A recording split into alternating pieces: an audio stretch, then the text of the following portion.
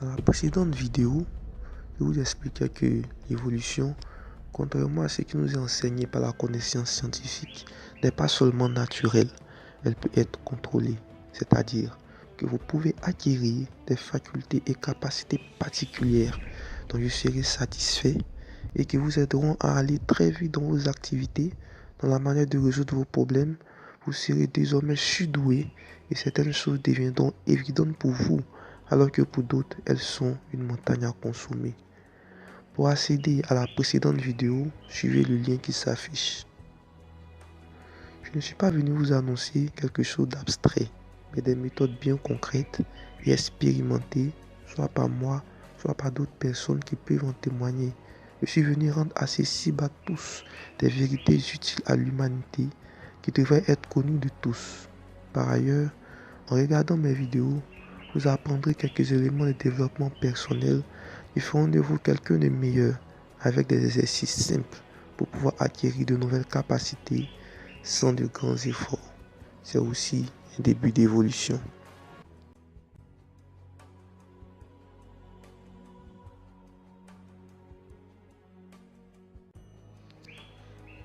Pour débuter, parlons de quelque chose d'actualité dans le quotidien d'Homo sapiens. C'est un sujet qui peut être gênant pour certains, vu que Homo sapiens s'est attaché à la religion et n'aime pas qu'on y touche. Mais j'en ai besoin pour vous expliquer un certain nombre de choses sur Homo sapiens. Allons-y. J'ai l'habitude de passer à un terminus où je vois souvent des personnes, soit à voix haute, soit avec des haut-parleurs, des micros et des baffes, ou templis en train de prêcher un message qu'ils appellent l'évangile. Ils le prêchent aux gens qui sont arrêtés à attendre le bus ou le taxi. Certains sont commerçants dans l'endroit, d'autres attendent l'ouverture de la caisse d'épargne, etc. En tout cas, chacun a une raison particulière d'être à cet endroit et entend bon gré ou malgré lui ses paroles. Ceux qui prêchent demandent souvent des choses quand ils finissent. Ils demandent de croire une certaine vérité et poser un acte d'engagement alors que chacun appréhende ce qu'ils font comme il veut ou peut. Certains sont peu intéressés car ils ont tellement entendu le même message qu'ils savent ce que l'orateur va dire tel qu'ils ont écouté les 15 premières secondes. Ils sont même lassés par ce même message qu'on annonce toujours. Certains estiment que ce qui est annoncé est vrai, mais ne sont pas encore prêts à abandonner telle ou telle chose, comme demandent souvent ceux qui prêchent. Certains estiment que la parole annoncée contient du vrai, mais certaines parties ne collent pas avec ce que leur enseigne leur confession religieuse. Certains sont carrément d'une autre religion, qui ne veulent ou ne peuvent pas laisser, selon les cas. Certains connaissent le message par cœur, car leur confession religieuse y adhère. Ils leur demandent même de le prêcher, mais ils n'ont soit pas le temps, ou soit pas les aptitudes selon eux. Ceux-là soutiennent intérieurement le prédicateur sans pour autant s'afficher en public. Finalement, d'autres estiment que le prédicateur ou l'orateur n'a rien à faire. C'est pourquoi il est là, et quand il aura une occupation professionnelle, il n'aura plus le temps de le faire.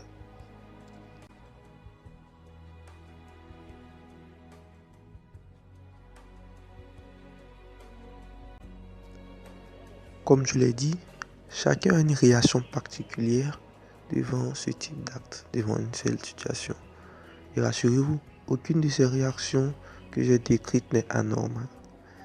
Si vous avez été dans un des cas que j'ai cités précédemment, rassurez-vous, vous n'avez rien d'anormal. Vous êtes bien un être humain, un véritable spécimen de la race d'Homo sapiens, totalement normal, mentalement apuré. Alors, je vous donne un exercice simple.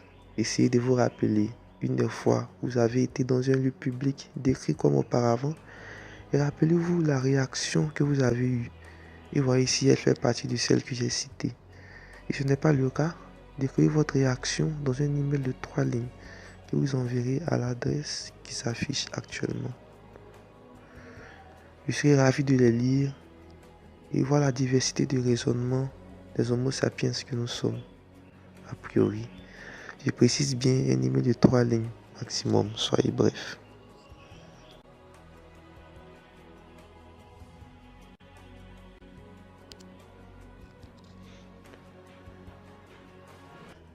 J'ai aussi ma critique à apporter sur ce genre de choses décrites auparavant et je vais partager avec vous ma réaction. Et j'ai aussi été dans un tel endroit et j'ai développé une réaction, donc c'est normal. Mais avant, il faudrait d'abord que je vous apprenne une leçon qui vous aidera dans les milieux sociaux que vous fréquentez et dans vos relations avec les gens. Et certains vous admireront même pour cette manière d'appréhender les choses que je vous montrerai en 7 mots. Donc une leçon n'est mieux comprise que lorsqu'elle est apprise à la suite d'une erreur ou d'un effort de compréhension. Alors, faisons un exercice. Formulez 3 phrases de 7 mots qui pourraient pour vous décrire une attitude qui serait fort appréciée des autres et ferait de vous quelqu'un de respecté. Vous pouvez mettre la vidéo en pause pour vous exercer. Maintenant, je vais vous donner la solution, mais rassurez-vous que vos phrases sont certainement justes et applicables en certaines situations. Cependant, les 7 mots que je vis sont les suivants. Il a certainement une raison d'agir ainsi. Cette phrase anodine est en réalité un grand trésor. Elle vous confère 3 avantages parmi tant d'autres. Premièrement, elle vous évite d'accuser ou de juger quiconque, car ce sont des choses qui apportent surtout la division et ce n'est pas ce qu'il faut au monde d'aujourd'hui. Deuxièmement, elle vous apprend l'empathie, c'est-à-dire la capacité à s'identifier à autrui, à ressentir ce qu'il ressent. Cette empathie vous rapprochera des autres et vous donnera une solution à leurs problèmes qui colle avec leur vision du problème. Et soyez-en sûrs, les gens adhèrent davantage aux solutions qui collent avec leur vision du problème qu'aux solutions imposées. Troisièmement, comme conséquence des 2 autres, vous apparaîtrez à chaque fois comme l'ami, le conseiller, celui qui comprend, celui qui n'accuse pas, bref, la personne de confiance.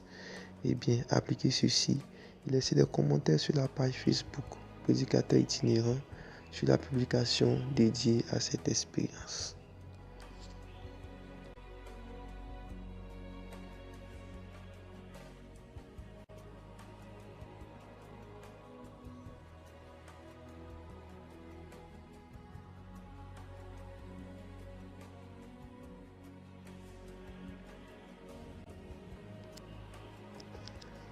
Alors, revenons à ma critique.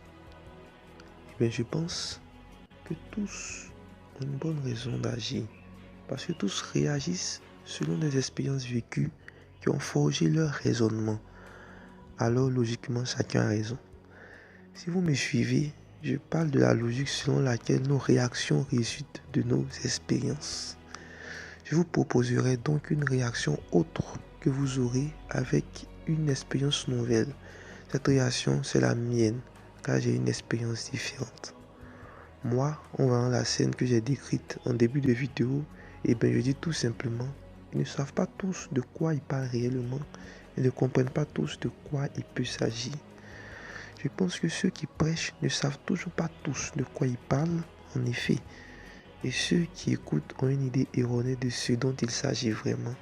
Alors, pour vous faire comprendre, on va regarder avec l'œil de ces différents acteurs pour trouver la solution. Selon tous ces acteurs, l'évangile parle du message d'un homme qui aurait existé il y a un peu plus de 2000 ans, Jésus, un juif. Considérons ce message et analysons-le. Analysons le message de Jésus et de plusieurs écritures en liaison et voyons véritablement de quoi il s'agit. C'est ce que nous ferons dans la 3e vidéo. Je vous rappelle, mon prénom est Daniel et cette vidéo est la seconde d'une série de 5 vidéos d'information. Je pèse mes mots. Mon but n'est que d'informer le maximum de personnes, à vous le choix de croire ou pas. Mon seul but est d'informer, si possible, le monde entier. Pour la prochaine vidéo, suivez le lien qui s'affiche. Bon, je vais spoiler un peu la 3e vidéo. En fait, je vais vous montrer que cet homme juif parlait d'évolution contrôlée.